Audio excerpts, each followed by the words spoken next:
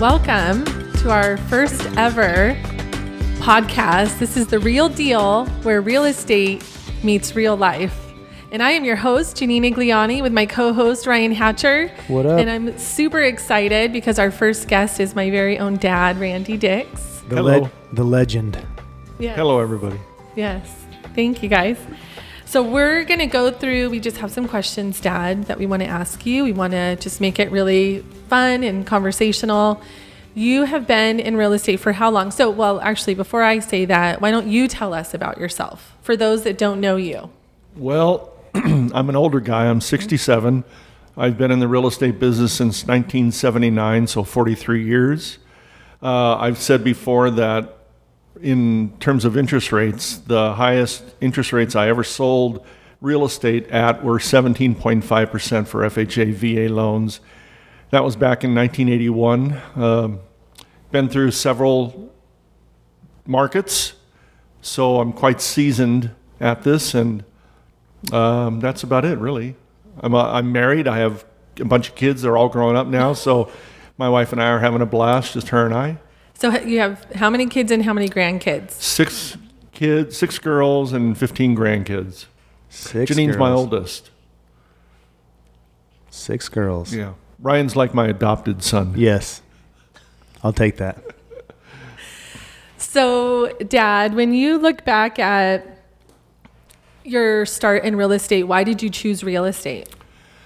It's an interesting story. I was confused as a young guy as to what I was going to do with my life, so I got a job selling bottled water for Arrowhead Bottled Water. I was the guy that carried the 5-gallon bottles over my shoulder.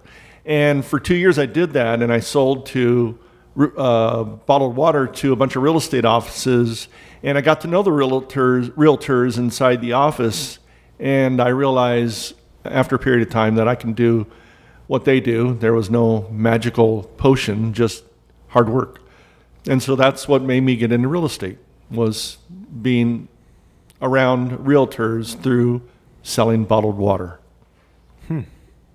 Bottled water. So I've got one for you.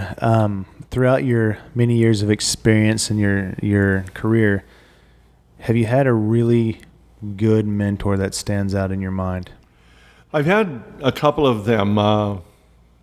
You wouldn't know the names, but I'll say them anyway. Peter was a broker that I left my community for, and I went to another community because I wanted to learn his systems. And him and I, as a matter of fact, every single morning, 5 days a week at 7:30 in the morning, would have a meeting. And that meeting would consist of what I did the day before. And we would dissect everything I did. And that helped me out a lot. Then there was another one by the name of Bruce Mulhern, who in Southern California is very well known. He was owner of a big firm, which is today Berkshire Hathaway. And he was always a mentor for me in terms of his work ethic, his values, and he's just all around great man. So when you were talking, Dad, I heard 2 things that stood out to me that were valuable for you in those relationships. One was accountability, the ability to be having to be accountable to somebody the next day to share all that you did the day before. The other thing that I heard you say was the example that they set for you, someone that you could look up to, that you yourself wanted to emulate. How important do you think that is in today's real estate world? I think it's absolutely critical. My opinion is that the realtors that don't have a mentor or somebody that they can go to be accountable are doing themselves a great disservice. I've always believed that if you're going to spend the time to work in the real estate market, the real estate business, that you want to make the most of that work time. And to not have somebody to bounce ideas off of, you're not making the most of your real estate career. So you're truly doing yourself a disservice to not have somebody that you can bounce off ideas to and to be held accountable to. When you, going back to those 7:30 meetings, that really piqued my interest too. Do you remember some of the feedback that you got that stayed with you your entire career? I don't remember anything specific. I just what I remember is knowing that I needed to work hard that day before, because his expectations of me were great, because my expectations of myself were great. And so he was pushing me to work hard. He was a big marketer. He believed in marketing. And the guy, he retired in his mid-50s, a very wealthy man. So I admired his go-get-'em attitude. But what we talked a lot about was technique. That was the big thing for me, because it's easy to get out there and knock doors or preview property or work expireds by owners, whatever you're working. But to work it effectively is another thing. You know, we can work all the expireds we want, but if we're saying the wrong things every time, we're not going to get anywhere. Right. So he taught me, we would rehearse. We would go through what I did the day before, and like I said, dissect that interaction with the client, and he would share with me maybe what he would have done differently. That's awesome. And over time, over time, it started out just him and I. And after, I don't know, 6 months, a year of doing this every day, and I mean every day, unless he was out of town, but it was every day. Then we started having other agents come in. So after 6 months or a year, it became a thing where there was about 6 to 8 of us who would sit in on this meeting. Now, I was a little aggravated with that because they were stealing my time, but it all worked out. So the fact that he, especially when it was just you and him, that one-on-one time that he poured into you, right? Because that's time is money, right? We say that in our world, time is money. The fact that he poured into you, I think, said that he saw something in you.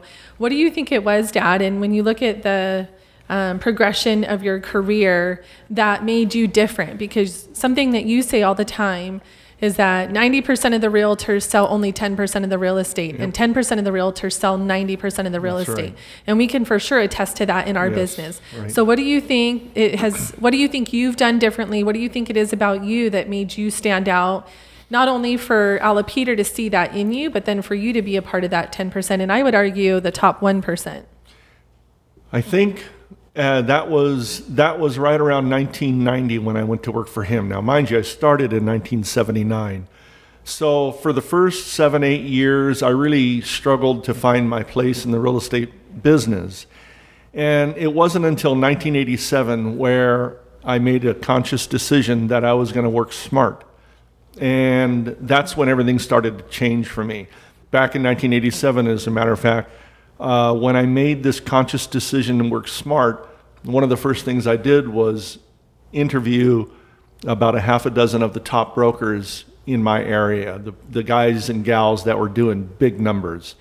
And they were very willing to give me their ideas. And so I was able to extract from this group of high producers what they did to make it to where they were at. And then I created my own system. And then so I started doing well about 1998 through 90, and then I met this guy, Alapeter. He was a friend of mine, had recommended him to me, and I just wanted to produce on a high level. That's really the bottom line. I've always said that we're in a business where you can make from $20 to $2,000 an hour. So if you're going to work those hours, why on earth wouldn't you want to make as much per hour as you possibly can? And that's one of the many great things about our business is that the sky's the limit in terms of what you can earn, and it's totally up to the individual. Yeah, I think it's very easy to get busy doing stuff, right? You know, and I catch myself often. Am I doing what I should be spending my time with, or should this be delegated to somebody else? Right. I think it's huge. So, Dad, you had said that you went out and interviewed top agents to find out what they're doing. If you could give us maybe your top 2 best practices, what would those be? And let's gear that towards someone that's starting out in real estate. What is the top 2 things that they should be doing if they want to get business? I for sure would have weekly goals. For instance, if it was me, knowing what I know, starting over, I would have a goal of probably knocking 500 doors a week. sending out 50 thank you letters, previewing X amount of properties a week, door knocking around those properties I previewed. I would have a goal of working so many expireds, so many buy owners, and I would just chip away at that every day. Every day I would have my schedule already pre-scheduled, because especially in the early days of your career, you don't have much going on, so you have the ability to schedule yourself out. And yeah, I would block out time to do what I had to do. You see, because, and Janine and Ryan both know this, we've talked about this before, but you know, I was a father raising 6 daughters, and that's a lot. And my wife at the time, she did my administrative work. So really, we were dependent on me selling real estate. If I didn't sell real estate, I didn't feed my kids, I didn't make my house payment. So I was really driven to make money, you know, because I wasn't, I've always said that when you become successful in real estate, you've gotten a street degree. It's not a doctorate, it's not a master's, you got a street degree, and yeah, but you got to pay the dues in order to get that street degree. That was one of the first things you ever told me. I'll never forget that. We sat right here, yeah, and you had that conversation. I love it. I love that because you had a big why. And I think so many people get into this business, right, thinking it's going to be easy and I'll just sell, you know, it'll be easy. I'll sell some houses, no big deal. And then they get in it and realize it's not that easy. Yeah. It actually takes a lot of skill and effort. And especially coming out of the market that we've been in and going into the market that we're in, which kind of brings me to my next point is I would love to hear from you, Dad. Share with us what you're seeing in the market, where you're seeing things headed, and maybe some past experiences that you would use to kind of come back to in terms of what we can expect in the future. Obviously, none of us have a crystal ball, but we can look at history to help us predict what's going to happen. So what do you see going on in today's market? This is my opinion, that I believe that in between now and at the very least the end of the year, you're going to see major adjustments happening with buyer expectation as well as seller expectation. The biggest thing is that in most cases, I believe that sellers are late to catch on that this market is changing. And so when they come to us to want to sell their house, we have to really work hard to educate them on where their value is at. And they can no longer afford to price themselves above the competition, but rather below what the competition is putting their house on the market at. And that's a difficult challenge because, again, my experience in life is that sellers catch on later than we do. You're going to see the market thin out quite a bit. My experience is that the agents who play real estate, who do it as a hobby, will no longer be able to stay in the business and pay the dues that an office and MLS require, so they're going to give up their license. And what then that translates into is the cream of the crop getting more of the business that will be coming onto the market at that time. Many people don't want to go this direction, but I believe that a 72 sold, an open door, and an offer pad are going to be a thing of the past. At the very least, the way in which they've been doing business, there's no way they can survive. What else? I think that interest rates, people are not used to where the rates are at, so it's a bit of a sticker shock there. But in the big picture of life, people must own a home. It's the greatest way to build wealth. To me, there is no better way than owning real estate. So if you've got to suck it up and pay 5 or 6% interest rate for a home, do it, because your alternative, I always ask, what's your alternative? Your alternative is to rent, and there is no benefit to renting a house. So, and we can sit and talk for a long time about the benefits of home ownership.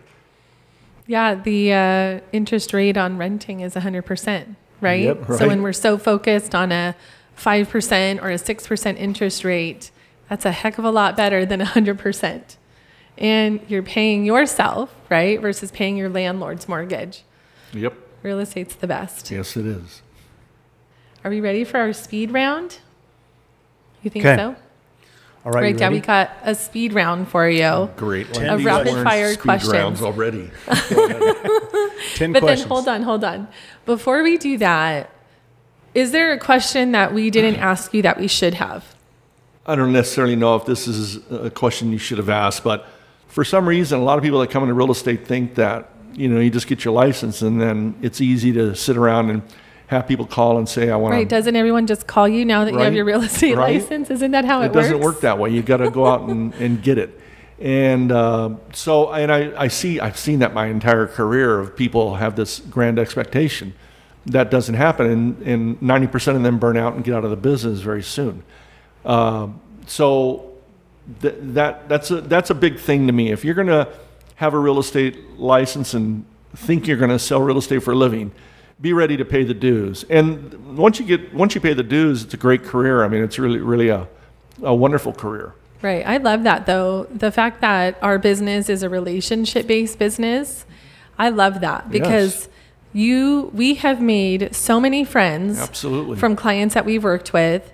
And then we get to work with them repeatedly, right? We get to do fun events with them, have them over. I absolutely love that part of our business. To me, that's one of the biggest benefits to being in real estate is the relationships that you get to build. Absolutely. I've got some fantastic friends that I door knocked. I met them door knocking, and now they're best buds. We do things together, go out to dinner, we get together as families. It's just a beautiful, beautiful thing.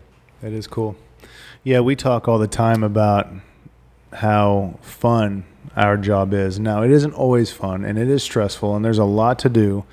But when we're having a happy hour or an event for the community and we're seeing all of these people having a blast, that's a lot of fun for work. So, Extremely rewarding. yeah. And that's not to mention the philanthropic part of it, too. Right. And the good for the community. So Right. there are a lot of ways to do real estate. I like ours the best. Yes. Oh, amen. Yes. There are, briefly I'll say that, yes, Ryan says that there's a lot of ways to make a living in real estate, but what I love about farming is that it's an ongoing thing. Once you've developed a farm and you have the lion's share of the business from that farm, then as long as you take care of those people out there, it will feed you. It will continue to create business for you. But unlike working expireds or buy owners or probates, whatever, once you stop working at those, your business stops. So Yeah. Well, and I always say this jokingly, but Mr. Randy is the godfather of farming. I don't know who actually started it some time ago, but you pretty much did. So we'll give you credit for it. Okay. Yeah, you get all the credit, Dad. Thank you. Okay. All right, are you ready for a rapid fire? I'll do the Speed best round. I can. Let's do it. All right. let's Question go. number 1. What famous actor would you want to play you in a movie? Brad Pitt. Okay. When you receive a call from a telemarketer, what do you do? I hang up. Do you believe in Bigfoot, aliens, and or ghosts? None. Okay. What have you received the most compliments for? My eyes. Ooh. What has been your favorite vacation? Europe. What's your favorite cocktail? We know you like to enjoy a cocktail every once in a while. Jack Daniels. Just straight up? Well, if I have to, but no, Jack and Seven. Okay. If you had to spend $10,000 in the next hour, what would you spend it on? Oh, gosh. Clothing. Okay. Okay. Tell us a time you got in trouble. Tell us about a time you got in trouble when you were a kid. I stole a pack of, or a bag of Fritos, and I got caught. And I was frightened to death that my dad was going to beat me, but he didn't. What happened? The store owner called my parents. I was like 7 years old. My dad came down and got me. I was bawling. He took me home. He took me in the bedroom as though he was going to whip me, but we sat there on the side of the bed and he talked to me. And then he faked like he spanked me. That's it. I feel like I have memories of that same Yeah, but thing you as probably a did child. get the real spanking. No, I did my fair share, but you Yeah. also did some of Yeah, that that's too. true. That's true. What are you most proud of? My family, all the girls, the grandkids. Okay, last but not least, who's your favorite daughter? I won't answer that. Okay. I thought I could get you. Yeah, right. All right. Well, that's all for us. Thanks, Dad, for being our very first guest on our very first You're welcome. podcast. Good luck with it. The Real Deal, It's awesome. I like that name. where Janine. real estate meets real life. I like that. Thank you. Okay.